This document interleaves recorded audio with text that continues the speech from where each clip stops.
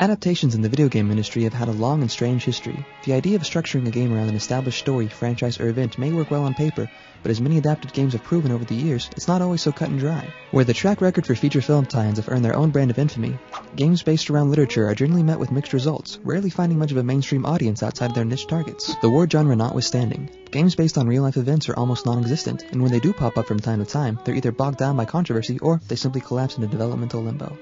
Which brings us to S.T.A.L.K.E.R, Shadow of Chernobyl, a post-apocalyptic first-person adventure that drew from not one, but three different sources. Based largely on Boris and Arkady Strugatsky's sci-fi novella Roadside Picnic, inspired by the like-minded Andrei Tarkovsky film, and heavily alluding to the real-life Chernobyl disaster of 1986, S.T.A.L.K.E.R could very well be viewed as some sort of meta-adaptation, borrowing distinct elements from all three of these varied sources, yet still boasting its own inimitable atmosphere in a wholly original story. I heard about S.T.A.L.K.E.R just like kind of buzzing around because it seemed like a kind of indie game.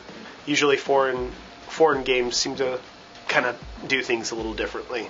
So it looked really cool, and it seemed pretty ambitious, and they were talking about like the whole like ecosystem sort of thing. It seemed really ambitious for like an indie game kind of thing, and it seemed interesting. It seemed like a game that would never come out because it was just way too ambitious. It got me right away. It just seemed so desolate and depressing.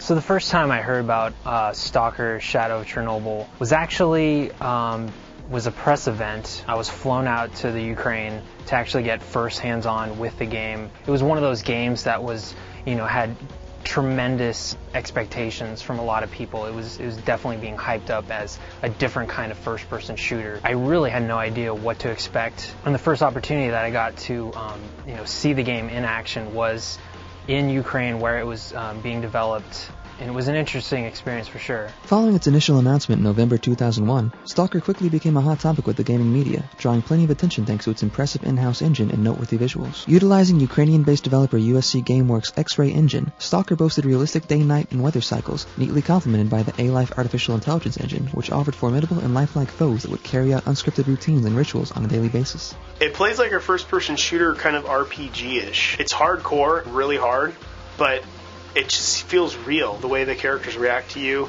the way the guns handle. The thing that made S.T.A.L.K.E.R so good was that they put a lot of emphasis on the negative side of things, like the stupidity of things, like AI making mistakes, guns not being perfect. Like, guns aren't perfect, guns feel different. They have different weight, they have different kickback and everything else. And that was all expressed through the game in a really awesome way that made it feel realistic and really moody, and the lighting was really cool too. One of the things that really stands out from playing S.T.A.L.K.E.R is the world, which is loosely based on real life events. The catastrophic event of the Chernobyl nuclear plant that exploded and just totally drenched that entire area with deadly radiation. They really captured that post-apocalyptic world. Similar to something that has been seen in like Fallout, but I think it added another something to it because this is a real place. Of course, they took some artistic liberties with it, but more or less there are environments in the game that are actually exist in real life, and it's a pretty scary thing to see in the game. Originally slated for a 2003 release, S.T.A.L.K.E.R Shadow of Chernobyl fell victim to various developmental pratfalls early on, including a complete leak of the game's unfinished engine via peer-to-peer file sharing networks. Numerous lapses in the game's schedule eventually earned S.T.A.L.K.E.R one of Wired Magazine's Vaporware Awards in 2006, and when the game was announced to have finally gone gold in early 2007, much of the game's initial buzz had faded away, with attentions turning to that year's other AAA releases, as well as the siren song of another heavily hyped post-apocalyptic adventure, Fallout 3. It was very buggy. I couldn't even get it run on my computer the first time. I had to patch like twice. And that's all people were doing was like, it doesn't run, it runs really it looks bad. Like, in order to get it to look even remotely good, you had to have like a crazy good card. And it was very rough around the edges, and like a lot of people couldn't get past that. Also, it just didn't feel like, a lot of shooters now, it's very arcadey, Halo style. Everybody wants to have their gun when they point in the crosshairs and you pull the trigger, it goes where the crosshairs are. Like, this game just wasn't like that. It's dependent on the gun that you had, and it was hard. Like, you got in the beginning because you had like a little pistol and you're fighting an army of other guys and stuff. But right away you kill the guy and you get his gun. It's like, it's a game that really like you need to conserve your ammo and kill those guys and take and like loot their corpses and stuff because you need that.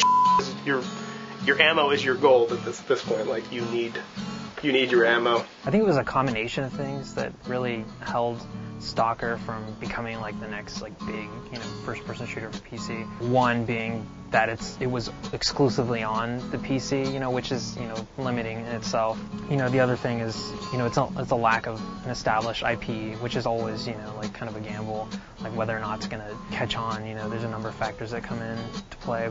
Setbacks aside, S.T.A.L.K.E.R.'s March 2007 release found it met with critical success, earning an impressive aggregate score of 82 on Metacritic and 8.2 on GameStats and an 82.19% on GameRankings.com. S.T.A.L.K.E.R became a quick fan favorite on both sides of the globe, widely celebrated for its foreboding atmosphere, engaging storytelling, and pulse-pounding realism, all elements that would serve in eventually earning S.T.A.L.K.E.R both an official prequel and sequel. One of S.T.A.L.K.E.'r's most notable aspects, however, is its incredibly vocal and diverse fan base, seen here gathered at the 2009 S.T.A.L.K.E.R Fest in the Ukraine, a celebration of S.T.A.L.K.E.R culture that attracted more than 200,000 fans to Kyiv's crowded Independence Square.